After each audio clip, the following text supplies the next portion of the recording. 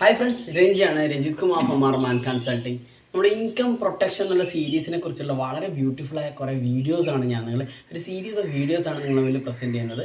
Income protection നമ്മുടെ financial പ്ലാനിങ്ങിൽ ഏറ്റവും important ആണ്.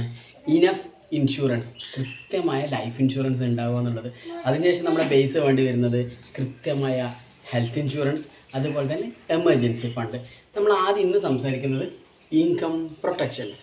അപ്പോൾ ഇൻകം പ്രൊട്ടക്ഷൻസ് നമ്മൾ സാധാരണ ഒരു ലൈഫ് ഇൻഷുറൻസ് എടുക്കുന്ന സമയത്ത് ബ്ലൈൻഡ്ലി നമ്മളൊരു ഇൻഷുറൻസ് എടുക്കുക എന്നുള്ളതല്ല, കൃത്യമായിട്ട് നമ്മളെ വാല്യൂ മനസ്സിലാക്കുക എന്നുള്ളതാണ്. അതിന് പറയുന്നത് HLV, ഹ്യൂമൻ ലൈഫ് വാല്യൂ. എല്ലാ മനുഷ്യനും അവൻ്റേതായ വാല്യൂ ഉണ്ട്.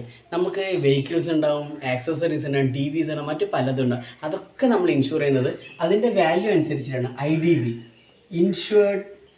Insured declared value. അപ്പോൾ അതൊക്കെ നമ്മൾ വാങ്ങുന്ന എല്ലാ സാധനവും അതിൻ്റെ വിലക്കനുസരിച്ച് ഇൻഷുർ ചെയ്യുമ്പോൾ നമ്മൾ സ്വയം ഇൻഷുർ ചെയ്യേണ്ടത് നമ്മുടെ വിലക്കനുസരിച്ചിട്ടില്ലേ. അതിന് കൃത്യമായിട്ട് നമ്മൾ പല ടൂൾസ് ഉണ്ട് നമുക്ക് നമ്മുടെ വാല്യൂ മനസ്സിലാക്കാൻ വേണ്ടി. അതിന് ജസ്റ്റ് ഒരു എക്സാമ്പിളായിട്ട് ഞാൻ പറയുന്നത്, സപ്പോസ് ഒരാളുടെ എക്സ്പെൻസസ് നമുക്കൊരു ഇൻകം റീപ്ലേസ്മെൻ്റ് ആയിട്ട് നമുക്കിതിനെ കാണാം, അല്ലെങ്കിൽ at least we should have expenses replacement. കാരണം അൺഫോർച്ചുനേറ്റ്ലി നമുക്ക് എന്തെങ്കിലും സംഭവിച്ചു പോയാൽ നമ്മുടെ ഫാമിലിൻ്റെ എക്സ്പെൻസസ് എങ്കിലും കവർ ചെയ്യുന്ന തരത്തിലുള്ള ഇനഫായ ഇൻഷുറൻസ് വേണം.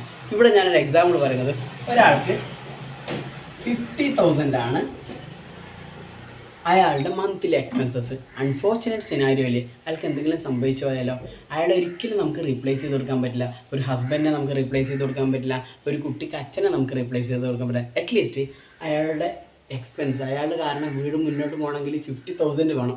ആ ഒരു 50,000 നമുക്ക് റീപ്ലേസ് ചെയ്ത് കൊടുക്കാൻ പറ്റണം. അപ്പോൾ ഈ 50,000 അയാളുടെ ആബ്സെൻസിൽ പോലും വീട്ടിലേക്ക് എത്തേണ്ട തരത്തിലുള്ള ഒരു ഇൻഷുറൻസ് പ്രൊട്ടക്ഷൻ വേണം.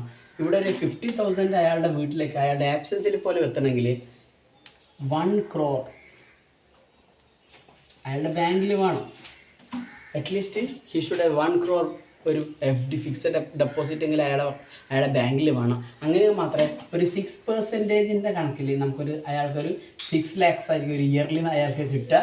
അപ്പോൾ അയാൾക്കൊരു 50,000 മന്ത്ലി അയാളുടെ ഫാമിലിക്ക് കിട്ടും. പക്ഷെ അയാളുടെ മോസ്റ്റ് ഓഫ് ദ പെർസെൻറ്റേജ് നമുക്കൊരു 1 crore FD ഉണ്ടാവണമെന്നില്ല. അത് റീപ്ലേസ് ചെയ്യുമ്പോൾ നമുക്ക് ഏറ്റവും ഇമ്പോർട്ടൻ്റ് ഈസി വേ എന്താണ്, he should have A proper 1 crore life insurance on the സ്പോട്ടിൽ അയാളുടെ ഫാമിലിക്ക് ഒരു 1 crore ക്രിയേറ്റ് ചെയ്ത് കൊടുക്കും. അൺഫോർച്ചുനേറ്റ് സിനാരിയോ അല്ലേ, അയാൾക്ക് എന്തെങ്കിലും സംഭവിച്ചു പോയാൽ കൃത്യമായിട്ട് 1 crore എമൗണ്ട് കൊടുക്കും. അയാളുടെ ഫാമിലിക്ക് സർവൈവ് ചെയ്യാൻ പറ്റും, അവരുടെ എക്സ്പെൻസസ് എങ്കിലും റീപ്ലേസ് ചെയ്യാൻ പറ്റും. ഈ ഷുഡ് ഡു മിനിമം നമ്മളൊരു 1 crore ഒരു 50,000 എക്സ്പെൻസ് ഉള്ള ഒരാൾക്ക് 1 crore ഒരു ഇൻഷുറൻസ് വേണം. ചിലപ്പോൾ നോർമൽ ഒരു എൻഡോമെൻറ്റ് പ്ലാൻ എടുക്കാൻ പറ്റില്ലായിരിക്കും. It's better way term insurance എടുക്കുക. കൃത്യമായ ഒരു ടേം ഇൻഷുറൻസിന് പ്രീമിയം കുറവാണ്.